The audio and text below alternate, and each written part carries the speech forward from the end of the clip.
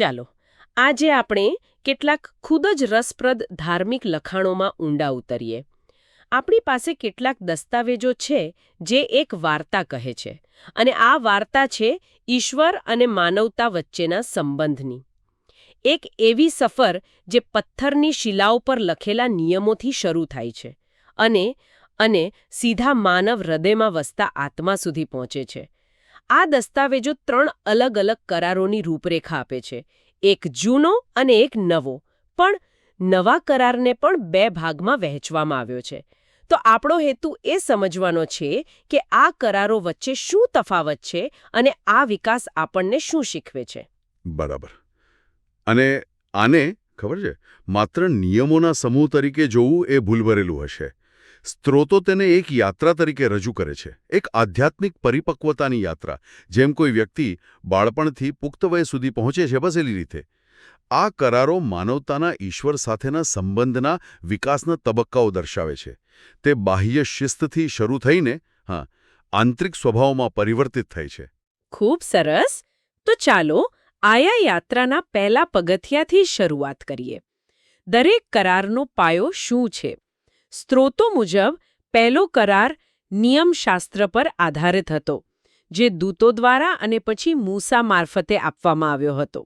આ સાંભળવામાં ખૂબ જ વ્યવસ્થિત અને માળખાગત લાગે છે, જાણે કોઈ કંપનીની નિયમ પુસ્તિકા હોય. હા, બિલકુલ. તે ખૂબ જ સ્પષ્ટ અને બાહ્ય માળખું હતું.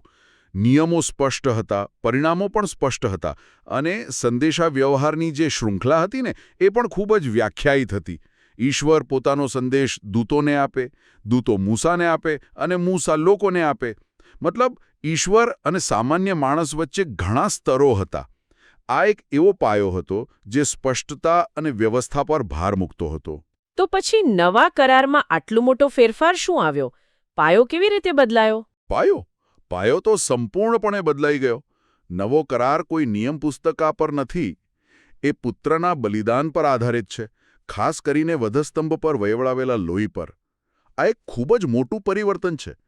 તે નિયમોના સમૂહમાંથી એક વ્યક્તિગત બલિદાનપૂર્ણ કૃત્ય તરફનું પરિવર્તન છે. અને આ પછીનો જે તબક્કો છે, જે નવા કરારનો જ એક ભાગ છે, તેને સ્ત્રોતો પવિત્ર આત્માનો નિયમ કહે છે. એક મિનિટ. પવિત્ર આત્માનો નિયમ, આ થોડું ગૂંચવણભર્યું લાગે છે. જો પવિત્ર આત્મા પોતે જ નિયમ બની જાય તો પછી લખેલા નિયમોની કોઈ જરૂર ખરી? આ જ તો સૌથી મોટો ફેરફાર છે. અહીં માર્ગદર્શક બળ કોઈ બાહ્ય પુસ્તક નથી, પરંતુ વ્યક્તિની અંદર રહેલો જીવંત આત્મા છે. જુઓ, તે નિયમોને બિનજરૂરી નથી બનાવતો, પણ તેને આંતરિક બનાવે છે. હવે વ્યક્તિ નિયમનું પાલન એટલા માટે નથી કરતો કે તે ક્યાંક લખેલું છે, પરંતુ એટલા માટે કરે છે કારણ કે તેનો આંતરિક સ્વભાવ જ તેને સાચા માર્ગે દોરે છે. અને આની સાથે સંદેશાવ્યવહારની શૃંખલા પણ બદલાય છે. હા, મને એ જાણવામાં રસ છે. જો પાયો બદલાય તો વાતચીતની રીત પણ બદલાવી જોઈએ. તો હવે કંપનીની વંશવેલો કેવી દેખાય છે? બરાબર. નવા કરારના પ્રથમ તબક્કામાં શૃંખલા ટૂંકી થઈ જાય છે. પિતા, પછી પુત્ર અને પછી સીધા લોકો. વચ્ચેના દૂતો અને મૂસા જેવા મધ્યસ્થીઓ એ બધા દૂર થઈ જાય છે. સંબંધ વધુ સીધો અને વ્યક્તિગત બને છે.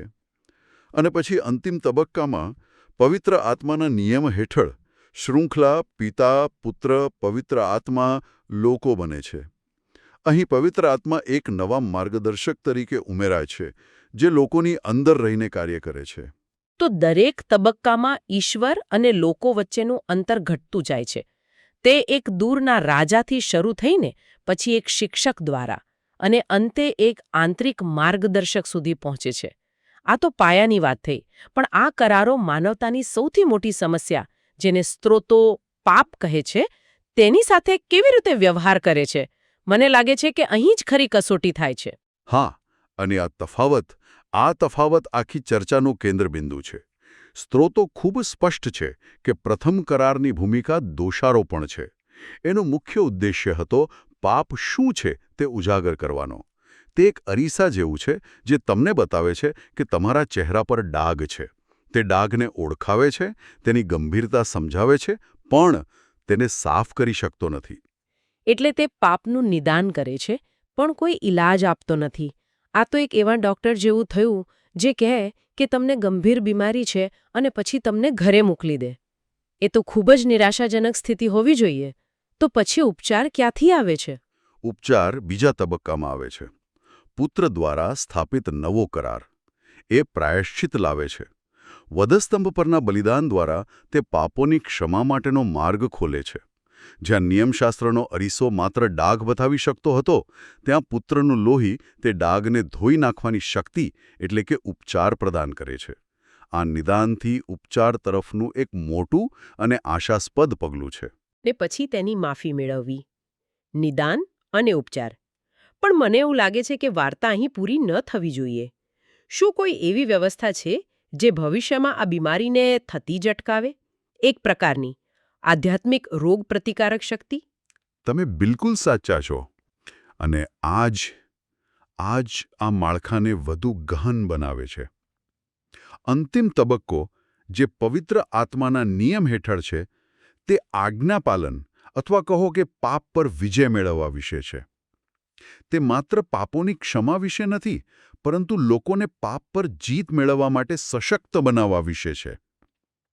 પવિત્ર આત્માની શક્તિ દ્વારા વ્યક્તિ માત્ર ભૂતકાળના પાપોમાંથી મુક્ત થતો નથી, પરંતુ ભવિષ્યમાં પાપ ન કરવા માટે સક્ષમ બને છે. વાહ! તો આખી યાત્રા એક અરીસાથી શરૂ થાય છે જે ફક્ત ડાઘ બતાવે છે. પછી એક ઉપચાર તરફ આગળ વધે છે જે ડાઘને ધોઈ નાખે છે. અને અંતે એક એવી શક્તિ આપે છે જે ભવિષ્યમાં ડાઘ પડતા જ અટકાવે છે. આ માત્ર નિયમો બદલવાની વાત નથી, આ તો માનવ સ્વભાવને જ બદલવાની વાત છે. બિલકુલ. તે સંપૂર્ણ પુનઃસ્થાપનનો માર્ગ છે. દોષ, પ્રાયશ્ચિત અને પછી વિજય. આ પ્રગતિ ખરેખર તાર્કિક અને શક્તિશાળી છે. તે વ્યક્તિના બાહ્ય વર્તનને જ નહીં, પણ તેની આંતરિક ભાવનાને પણ અસર કરતી હોવી જોઈએ. ખરું ને? સ્ત્રોતો દાસત્વની ભાવના અને દત્તક પુત્રની ભાવના જેવા શબ્દોનો ઉપયોગ કરે છે. આનો શું અર્થ છે? આ સીધું વ્યક્તિના હેતુ સાથે જોડાયેલું છે. નિયમશાસ્ત્ર હેઠળ સ્ત્રોત દાસત્વની ભાવનાનું વર્ણન કરે છે.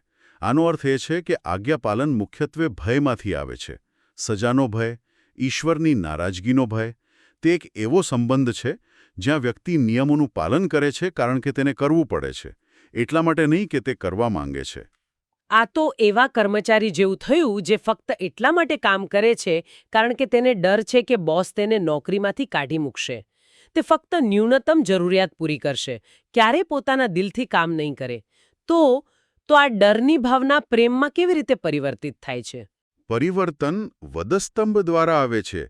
જ્યારે કોઈ વ્યક્તિ સમજે છે કે પુત્રએ તેમના માટે શું કર્યું છે, કે ઈશ્વરે પોતાના પુત્રનું બલિદાન આપ્યું, ત્યારે તે ઈશ્વરના અપાર પ્રેમને પ્રગટ કરે છે. અને આ પ્રેમનો અનુભવ બદલામાં પ્રેમ અને કૃતજ્ઞતા પ્રેરિત કરે છે.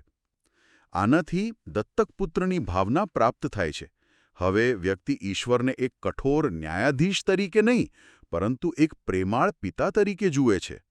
અને તેનાથી આજ્ઞાપાલનનો હેતુ જ બદલાઈ જાય છે.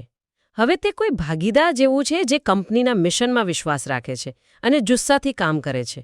તે નિયમોનું પાલન એટલા માટે નથી કરતો કે તેને ડર છે, પરંતુ એટલા માટે કરે છે કારણ કે તે પોતાના પિતાને ખુશ કરવા માંગે છે. આ તો જવાબદારીને સંપૂર્ણપણે બદલી નાખે છે. તે હવે બાહ્ય દબાણ નથી, પરંતુ આંતરિક પ્રેરણા બની જાય છે. તમે એકદમ સાચું સમજ્યા. આ નિયમ હેઠળ હોવાથી નિયમથી ઉપર ઉઠવાની યાત્રા છે. વ્યક્તિ હવે નિયમોથી બંધાયેલો નથી, પરંતુ પ્રેમ દ્વારા મુક્ત થયો છે. અને એ જ પ્રેમ તેને સાચા માર્ગ પર ચાલવા માટે પ્રેરણા આપે છે. આ આંતરિક પરિવર્તનનું હાર્દ છે. આ આંતરિક પરિવર્તન ખરેખર શક્તિશાળી છે. પણ મને એ જાણવામાં રસ છે કે આ વ્યક્તિગત ફેરફાર સમુદાય સ્તરે કેવો દેખાય છે. શું આ કરારોએ લોકોના સમૂહને પણ અલગ રીતે આકાર આપ્યો? સ્ત્રોતો દરેક કરારને એક વિશિષ્ટ પ્રકારની મંડળી અથવા સમુદાય સાથે જોડે છે, જે ખૂબ જ રસપ્રદ છે. હા, આ પરિવર્તન માત્ર વ્યક્તિગત નથી, પણ સામૂહિક પણ છે. પ્રથમ કરાર એ અરણ્યની મંડળી સાથે જોડાયેલો છે. સ્ત્રોતોમાં તેનું વર્ણન એવા સમુદાય તરીકે કરવામાં આવ્યું છે જેનો અંતિમ ઉદ્દેશ્ય પુત્રને જન્મ આપવાનો હતો. તે એક તૈયારીનો તબક્કો હતો, જાણે કોઈ માતા ગર્ભમાં બાળકને પોષી રહી હોય. તે સમુદાયને ઇતિહાસના એક મહાન હેતુ માટે પાળવામાં અને તૈયાર કરવામાં આવી રહ્યો હતો. તો અરણ્યની મંડળી એ જન્મ આપનાર માતા જેવી ભૂમિકા ભજવી. આ ખૂબ જ સુંદર રૂપક છે. તો પછી પુત્ર દ્વારા સ્થાપિત બીજા તબક્કાની મંડળી કઈ હતી? બીજો તબક્કો એ પુત્રરૂપી મંદિર દ્વારા રજૂ થાય છે. અને અહીં એક સુંદર સમાનતા છે. જે રીતે અરણ્યની મંડળીએ પુત્રને જન્મ આપ્યો, તે જ રીતે પુત્ર પોતાના વધસ્તંભ પરના બલિદાન દ્વારા પોતાની દુલ્હન એટલે કે મંડળીને જન્મ આપે છે. પુત્ર પોતે મંદિર છે અને તેના બલિદાનમાંથી એક નવો આધ્યાત્મિક સમુદાય જન્મે છે, જે તેની સાથે ગાઢ રીતે જોડાયેલો છે. આ તો ખૂબ જ કાવ્યાત્મક છે. એક મંડળી પુત્રને જન્મ આપે છે અને પુત્ર એક નવી મંડળીને જન્મ આપે છે. પણ વાત અહીં પૂરી થતી નથી. આ એ જગ્યા છે જ્યાં સ્ત્રોતો ખૂબ જ વિશિષ્ટ અને ભવિષ્યવાણી જેવા બની જાય છે. અંતિમ તબક્કામાં 2 પ્રકારની મંડળીઓનો ઉલ્લેખ છે. ચાલો આને ધીમે ધીમે સમજીએ, કારણ કે આ થોડું જટિલ લાગે છે. પ્રથમ કઈ છે? હા, અહીં વિગતો ખૂબ જ સૂક્ષ્મ છે. પ્રથમ છે લોહીથી ખરીદેલી મંડળી. આ એવા સાક્ષીઓનો સમુદાય છે જેઓ પુનરુત્થાન અને રૂપાંતર દ્વારા ઈશ્વરની આજ્ઞાઓની સત્યતાને પોતાના જીવનમાં સાબિત કરે છે. તેમને બચેલાઓ અને વિજય પામનારાઓ પણ કહેવામાં આવે છે. તો આ માત્ર વિશ્વાસીઓ નથી, પરંતુ તેમને વિજેતાઓ તરીકે વર્ણવવામાં આવ્યા છે, જેમની ભવિષ્યમાં કોઈ ખાસ ભૂમિકા છે. બરાબર. સ્ત્રોત મુજબ તેમને શાસન કરવાનો અધિકાર મળશે. તેઓ શેતાનનો ન્યાય કરવામાં અને 1000 વર્ષના રાજ્યની સ્થાપનામાં પુત્ર સાથે જોડાશે. આ એક ખૂબ જ મહત્વપૂર્ણ અને સક્રિય ભૂમિકા છે. આ એવા લોકો છે જેમણે માત્ર પાપમાંથી મુક્તિ નથી મેળવી, પરંતુ તેના પર વિજય મેળવ્યો છે. દસ્તાવેજમાં એક ખૂબ જ સુંદર શબ્દપ્રયોગ પણ છે. તે કહે છે કે પવિત્ર આત્મા તેમના પર પ્રથમ અને અંતિમ વરસાદ તરીકે આવે છે. આનો શું અર્થ છે? શું તે કોઈ વિશેષ પ્રકારના આશીર્વાદનો સંકેત છે? હા, તે એક કૃષિ રૂપક છે. પ્રાચીન ઇઝરાયલમાં પ્રથમ વરસાદ વાવણી પછી આવતો અને બીજને અંકુરિત થવામાં મદદ કરતો. અને અંતિમ વરસાદ લણણી પહેલાં આવતો અને પાકને સંપૂર્ણ રીતે પાકવા માટે મદદ કરતો.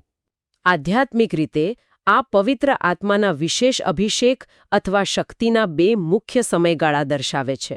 આ વિજય પામનારાઓ બંને અનુભવોમાંથી પસાર થાય છે, જે તેમની સંપૂર્ણ આધ્યાત્મિક પરિપક્વતા દર્શાવે છે. આભાર. એનાથી આ ખ્યાલ વધુ સ્પષ્ટ થયો. તો આ એક ખૂબ જ વિશિષ્ટ અને શક્તિશાળી સમુદાય છે. તો પછી બીજી મંડળી, દિવ્યોની મંડળી, કઈ રીતે અલગ છે? શું તે સંપૂર્ણપણે અલગ જૂથ છે કે પછી પેલી લોહીથી ખરીદેલી મંડળીનો જ એક ભાગ છે? સ્ત્રોતો સૂચવે છે કે તે લોહીથી ખરીદેલી મંડળીમાંનો જ એક વધુ વિશિષ્ટ સમૂહ છે, જે ખાસ કરીને અંતિમ સમયમાં સક્રિય હશે. તે પવિત્ર આત્માના અંતિમ વરસાદ સાથે ખાસ રીતે સંકળાયેલી છે અને સ્ત્રોતો તેને 2 સાક્ષીઓની મંડળી તરીકે પણ ઓળખાવે છે. 2 સાક્ષીઓ? તેનો અર્થ શું છે? જુઓ, આ મંડળીની અંતિમ ભૂમિકા શૈતાનના અંતિમ ન્યાયની પુષ્ટિ કરવાની છે. કાયદાકીય રીતે કોઈપણ આરોપને સાબિત કરવા માટે 2 સાક્ષીઓની જરૂર પડે છે, ખરું ને? બસ આ સમુદાય અંતિમ સમયમાં સત્યના મુખ્ય અને અંતિમ સાક્ષી તરીકે ઊભો રહેશે. તો આપણે જોઈ શકીએ છીએ કે મંડળી પણ જાણે ઝૂમ ઇન થઈ રહી છે. એક વ્યાપક સમુદાયથી શરૂ કરીને અંતમાં એક અત્યંત વિશિષ્ટ હેતુ સંચાલિત ટાસ્ક ફોર્સમાં પરિણમે છે, જે આ વાર્તાના અંતિમ ચરણ માટે તૈયાર છે. તો ચાલો આ બધી બાબતોને એક સાથે જોડીએ. જ્યારે આપણે આ 3 કરારોને એક સાથે જોઈએ છીએ, ત્યારે એક સ્પષ્ટ ચિત્ર ઉભરી આવે છે. આપણે એક સ્પષ્ટ ક્રમિક વિકાસ જોયો. ભય પર આધારિત બાહ્ય નિયમથી શરૂ કરીને પ્રેમ પર આધારિત આંતરિક નિયમ સુધી. આપણે પાપ સાથેના સંબંધમાં પણ એક પ્રગતિ જોઈ, જે નિદાનથી શરૂ થઈને ઉપચાર સુધી અને અંતે રોગપ્રતિકારક શક્તિ સુધી પહોંચે છે. અને આ જ યાત્રા સમુદાયોમાં પણ પ્રતિબિંબિત થઈ છે, જે એક વિશાળ સમુદાયથી શરૂ થઈને અંતિમ વૈશ્વિક ભૂમિકા ધરાવતા વિશિષ્ટ સમૂહમાં પરિણમે છે. બિલકુલ. આ દસ્તાવેજોમાં પ્રસ્તુત માળખું માત્ર એક ઐતિહાસિક સમયરેખા નથી, પરંતુ આધ્યાત્મિક રૂપાંતરનો એક નકશો છે. તે બાહ્ય સત્તા અને નિયમોથી આંતરિક, દૈવી સ્વભાવ તરફની ગતિ દર્શાવે છે, જ્યાં કાયદો હૃદય પર લખાયેલો છે અને આત્મા દ્વારા જીવંત બને છે. તે માત્ર નિયમોનું પાલન કરવા વિશે નથી, પરંતુ વ્યક્તિ કોણ બની રહ્યું છે તે વિશે છે. આ ખરેખર એક શક્તિશાળી વિચાર છે. તે આખી વાતને એક અલગ જ સ્તરે લઈ જાય છે. અને આનાથી એક મહત્વપૂર્ણ પ્રશ્ન ઊભો થાય છે જે શ્રોતાઓએ વિચારવો જોઈએ. જો આ પ્રગતિ આધ્યાત્મિક વિકાસ માટેનું એક મોડલ છે, તો આજના વ્યક્તિ માટે વિશ્વાસ અને આજ્ઞાપાલનના સ્વભાવ વિશે તે શું સૂચિત કરે છે? સ્ત્રોતો એક માર્ગ દર્શાવે છે, એક નકશો આપે છે, પરંતુ કોઈ તે માર્ગ પર કેવી રીતે ચાલે છે અને પોતાની જાતને તે યાત્રામાં ક્યાં જુએ છે તે વિચારવા માટે એક ગહન વિષય છે.